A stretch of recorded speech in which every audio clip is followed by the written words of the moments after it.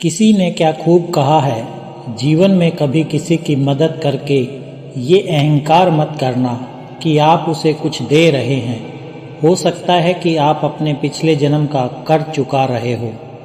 नमस्कार साथियों, स्वागत है आपका मोटिवेशनल स्पार्क चैनल की सीरीज़ में जिसका नाम है भगवत गीता की सीख। और आज हम जानेंगे कि श्रीमद् भगवत गीता के चौथे अध्याय से क्या सीखा जा सकता है। इस वीडियो में हम बात करेंगे चौथे अध्याय की बहुत ही सरल भाषा और आसान से शब्दों में। तीसरे अध्याय में हमने देखा कि भगवान श्री कृष्ण ने अर्जुन को बताया कि जो भी मानव श्रद्धा युक्त होकर मेरे बताए मार्ग पर चलता है वह कर्मों के बंधन से छूट जाता है और मोक्ष को प्राप्त करता है। साथ ही भगवान श्री कृष्ण ज्ञान योग और निष्काम कर्म योग दोनों का विस्तार से वर्णन करते हुए अर्जुन को समझाते हैं कि तुम दोनों में से किसी का भी चयन करो, मगर किसी भी परिस्थिति में तुम अकर्मा नहीं रह सकते। अर्थात अपने मन पर नियंत्रण करके कर्म तो तुम्हें हर हाल में करना ही होगा।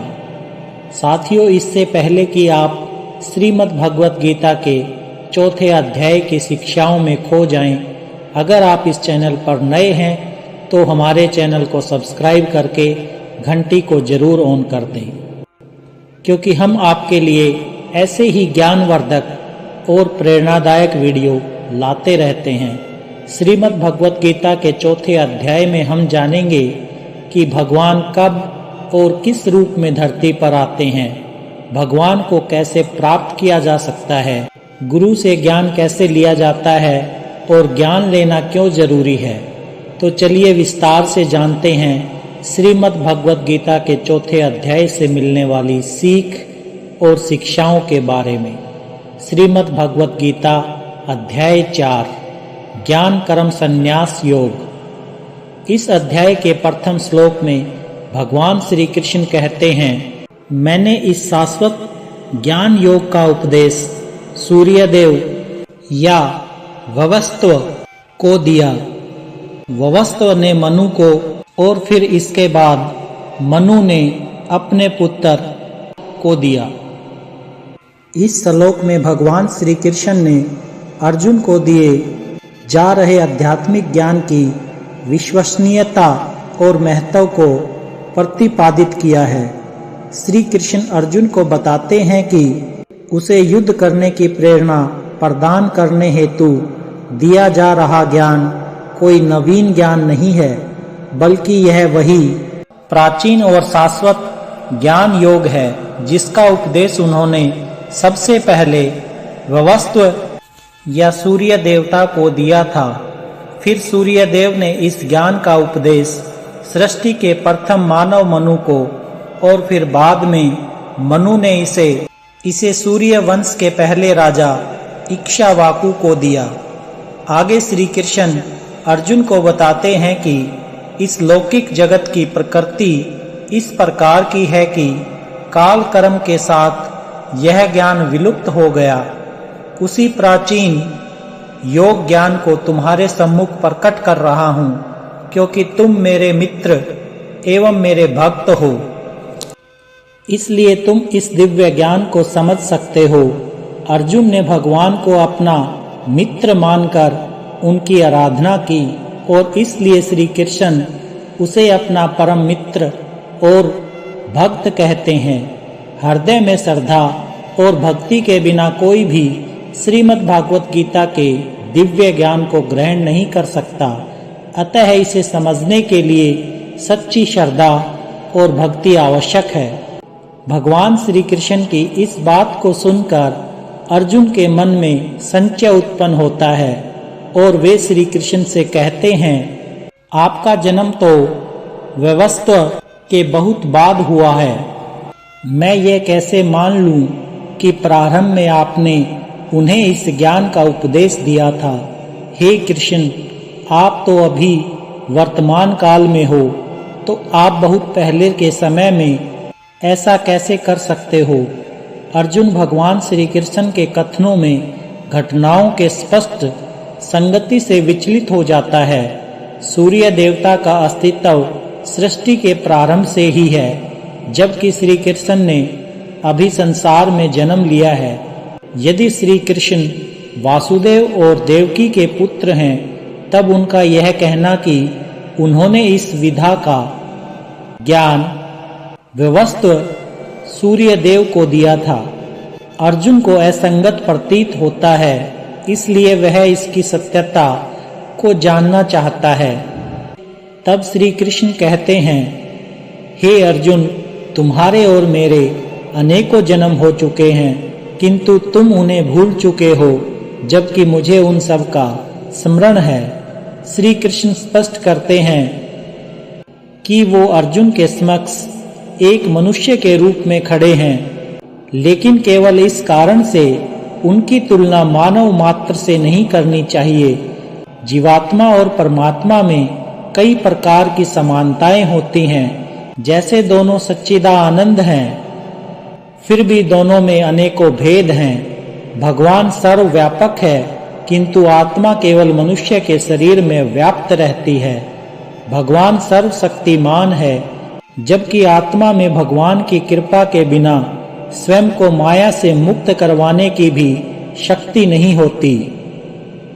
भगवान सृष्टि के नियमों के निर्माता हैं, जबकि आत्मा इन नियमों के अधीन है।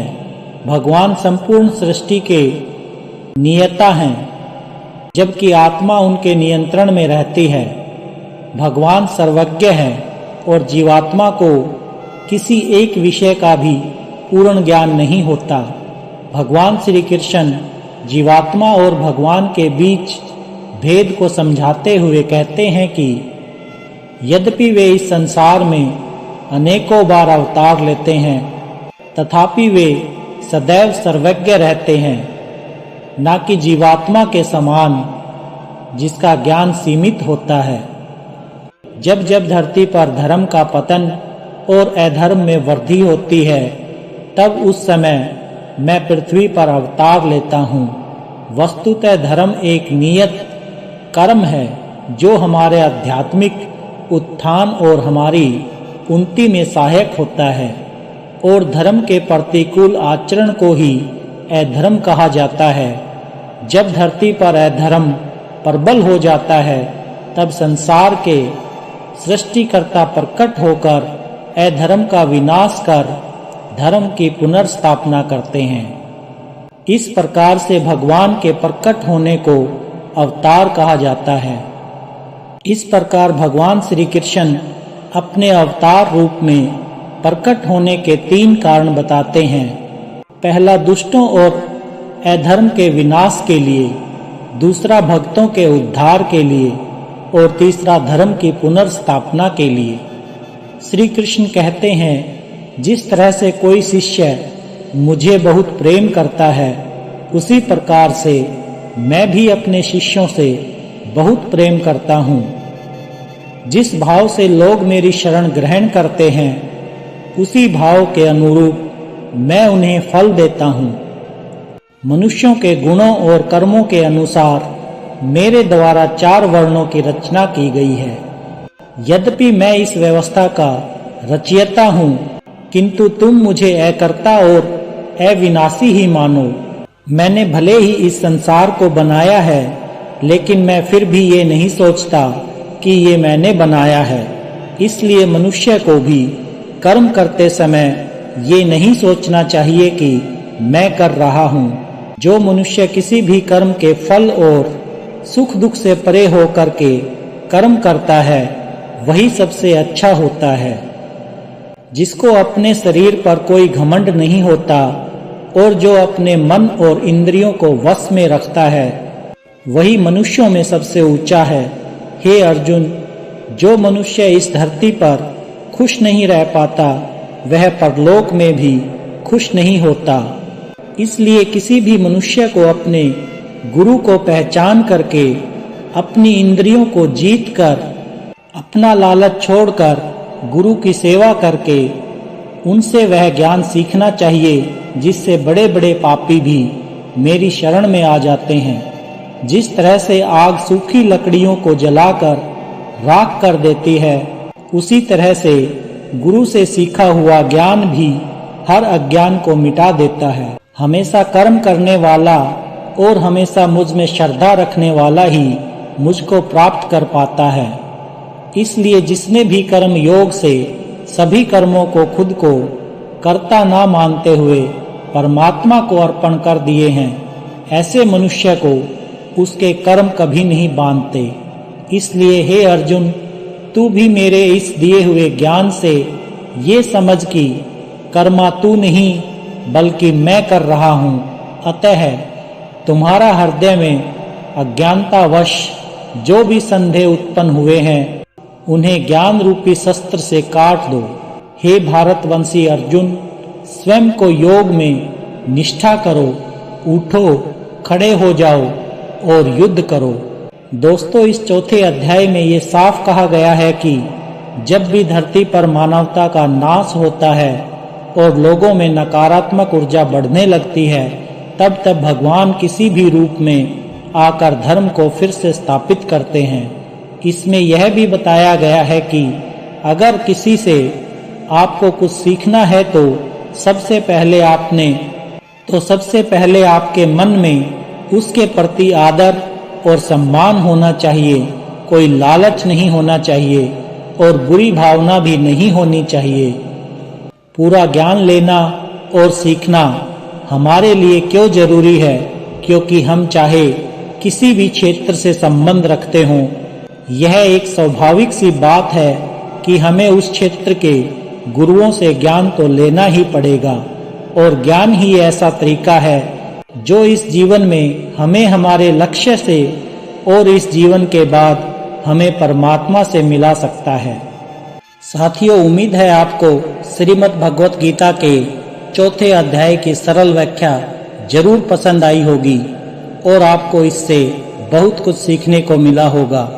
मिलते हैं जल्दी ही श्रीमद् भगवत गीता के 5वें अध्याय की आसान और सरल व्याख्या के साथ। तब तक के लिए अपना ख्याल रखें। जय श्री राधे कृष्णा।